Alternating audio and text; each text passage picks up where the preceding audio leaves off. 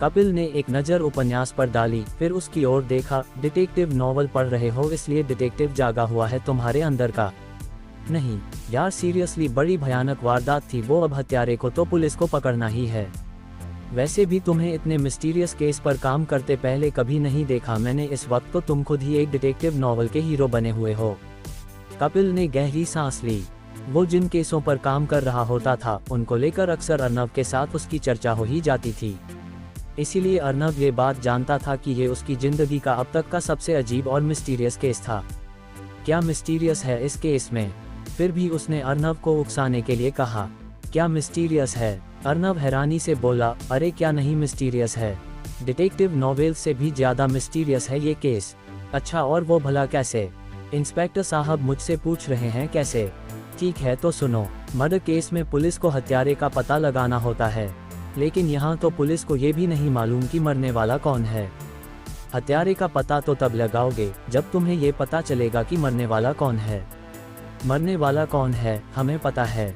कपिल उसकी बात काटते हुए बोला, उसका नाम रवि शुक्ला है। बाकी की जानकारी भी आज लीना से हासिल होने की उम्मीद है। नहीं, उसने दृढ़ भाव से इनकार में दाएं बाएं सिर हिलाया, लीना से तुम्हें कुछ पता नहीं चलेगा। कपिल की भयें उठीं। तुम चाहो तो मुझसे हजार की शर्त लगा लो, अर्नव कुर्सी पर पसरते हुए बोला, लीना से मिली जानकारी तुम्हारे किसी काम नहीं आने वाली। इस ऊंचे दर्जे की बकवास की कोई वजह? कपिल सामान्य स्वर में बोला, हालांकि अर्नव की बातें उसे हैरत में डाल रही थीं। देखो, अर्नव उंगली मेज पर रख कर उसे ऐसे हिलाते हुए बोला जैसे कोई नक्शा बना रहा हो मरने वाले के पास से हमें। सॉरी, तुम्हें यानी पुलिस को ऐसा कोई कागज, ऐसा कोई सुराग नहीं मिला है जिससे ये पता चल सके कि वो शख्स कौन था? न कोई पर्स, न मोबाइल, न कोई अन्य कागज वगैरह। अब तुम्हारे पास मरने वाली की शिनाख्त का सिर्फ एक जरिया रह जाता है, और वो है डेट वाला एंगल। लेकिन ये डेट साधारण डेट नहीं थी, ये एक ब्लाइंड डेट थी। ब्लाइंड डेट में जो जानकारी सामने वाले द्वारा अपने पार्टनर्स की दी जा रही हो वो कहाँ तक विश्वसनीय हो सकती है? तुम ये कहना चाहते हो, कपिल बोला, कि लीना ने बिना जाने बुझे सौम्या को किसी गड़बड़ या अनजान शख्स के साथ ब्लाइंड डेट पर भेज दिया? नहीं, लीना ने क्या सोचा ये मैं नहीं जानता। मैं ये कह रहा हूँ कि कातिल इस बात को जानता था कि उसका शिकार रेस्टोरेंट में है। उसने बड़े ही योजनाबद्ध ढंग से उस कत्ल को अंजाम दिया। उसी वक्त रेस्टोरेंट की लाइट गुल होने में भी जरूर उसी का हाथ था। मरने वाले के पास से उसकी पहचान करने जैसी कोई भी चीज, मोबाइल, पर्स वगैरह भी नहीं बरामद हुई। इसके पीछे भी कातिल का ही हाथ होगा।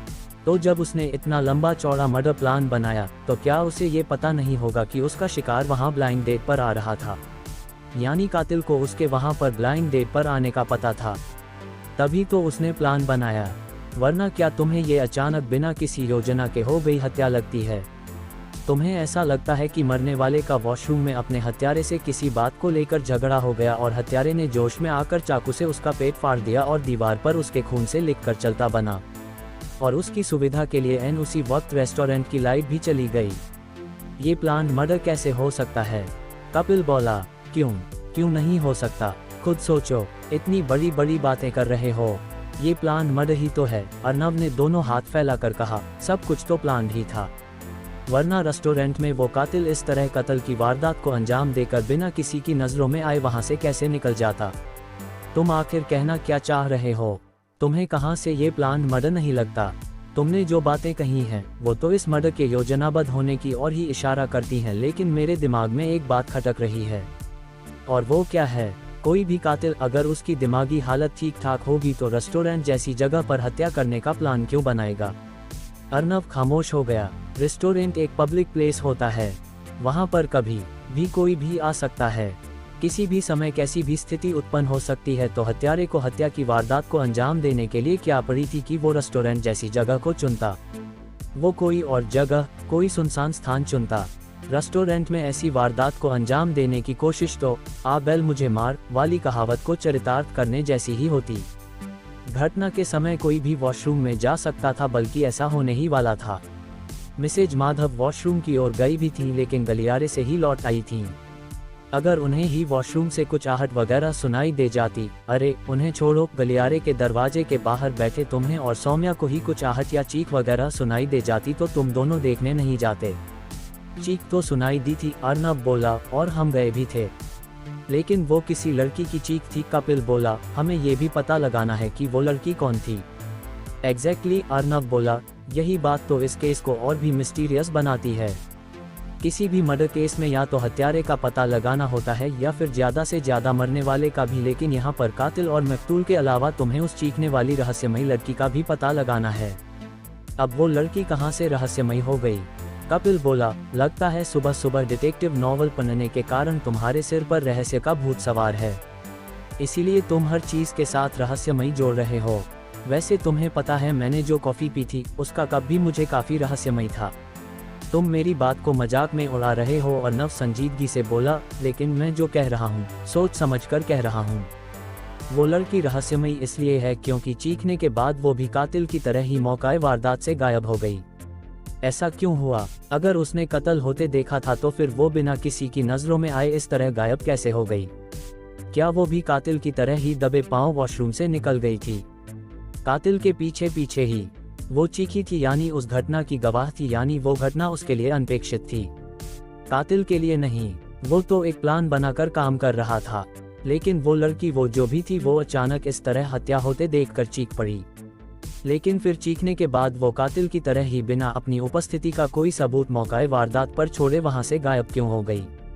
और कैसे हो गई? क्या वो भी हत्यारे की साथी थी? अब भी चाहते हो उसे रहस्यमयी न कहूँ? अब भी कहोगे कि डिटेक्टिव नॉवल पढ़ने के कारण ये सब मेरे दिमाग का फितूर है? कपिल ने कोई जवाब नहीं दिया।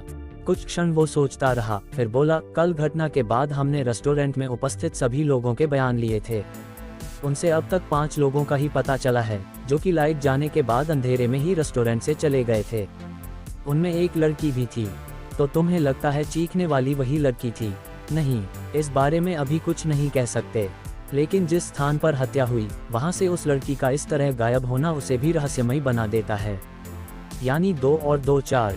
ये तो तभी पता चल सकेगा जब ये बात साफ होगी कि जिन 2 और 2 को हम लोग जोड़ने की कोशिश कर रहे हैं वो आपस में जुड़ते भी हैं या नहीं। उस लड़की के बारे में क्या पता चला? रेस्टोरेंट में कोई उसे नहीं जानता था, तो फिर उसका पता लगाओ। जी कमिश्नर साहब। अर्नब हंसा, कपिल ने भी हंसी में उसका साथ दिया। उसी समय कपिल का फोन बजा। कपिल ने जेब से मोबाइल निकालकर उसकी स्क्रीन पर नजर मारी। कॉल लीना की थी। हेलो, कपिल ने कॉल रिसीव की। गुड मॉर्निंग जीजू, उधर से लीना का चहकता हुआ स्वर सुनाई दिया। क्या चल रहा है? इंडिया में तो, उधर से लीना के हंसने की आवाज आई। कैसे कॉल की? मोबाइल से। बकवास नहीं। अरे दी बता रही थी कि आपने पूछताछ के लिए पुलिस स्टेशन बुलाया है, तो मैं उसी के लिए तैयार होकर आ रही हूँ। तैयार होकर? ऐसा क्या लाव लश्कर सजाना है तुझे कुछ सवालों के जवाब देने पुलिस स्टेशन आने के लिए? वाह, इतने दिनों बाद अपने इतने प्यारे जीजू के सामने क्या ऐसे ही आ जाऊंगी? थोड़ा सजना धजना, मेकअप, शेकअप, टचअप वगैरह तो करना ही पड़ेगा ना? हाँ, क्यों नहीं, कर ले। पुलिस स्टेशन में तुझसे मर्डर केस की पूछताछ थोड़े ही करनी है। मैंने वहाँ फैशन परेड में शामिल होने के लिए बुलाया है ना तुझे। मर्डर? लीना के स्वर में संजीदगी का पुट आ गया। कातिल का कुछ पता चला क्या? कातिल का क्या खाक पता चलेगा? अभी तो मरने वाला कौन था यही नहीं पता चला है। तू आएगी, कुछ बताएगी, तब तो कुछ पता चलेगा। वो कौन बदनसीब था जिसके साथ तूने सौम्या को डेट पर भेज दिया था? फिर भी कुछ तो आपको पता चला ही होगा ना। फिंगरप्रिंट्स के निशान, डीएनए टेस्ट वगैरह तो करवाए होंगे ना आपने? डीएनए टेस्ट की बात पर कपिल को हंसी आ गई। लगता है आजकल जासूसी उपन्यास से ज्यादा पढ़ने लगी है तू, वो बोला। जासूसी उपन्यास से?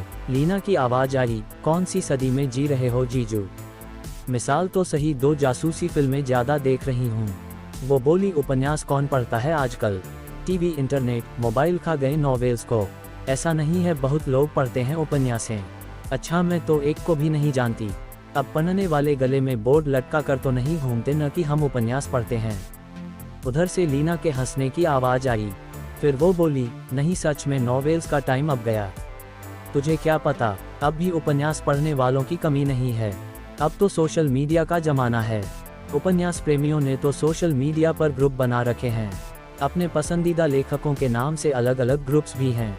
यहाँ तक कि अपने पसंदीदा लेखकों से मिलने के लिए मीट्स भी आयोजित करते हैं, जिनमें पाठकगण एकत्र होते हैं और उनके विशेष अनुरोध पर कभी कभी लेखक स्वयं भी आते हैं। मेरे पसंदीदा लेखक का नाम? बस आपने तो पूरा पुराण ही शुरू कर दिया। मैं सचमुच भूल गई थी कि आपसे बड़ा उपन्यास पढ़ने का खप्ती और कौन होगा।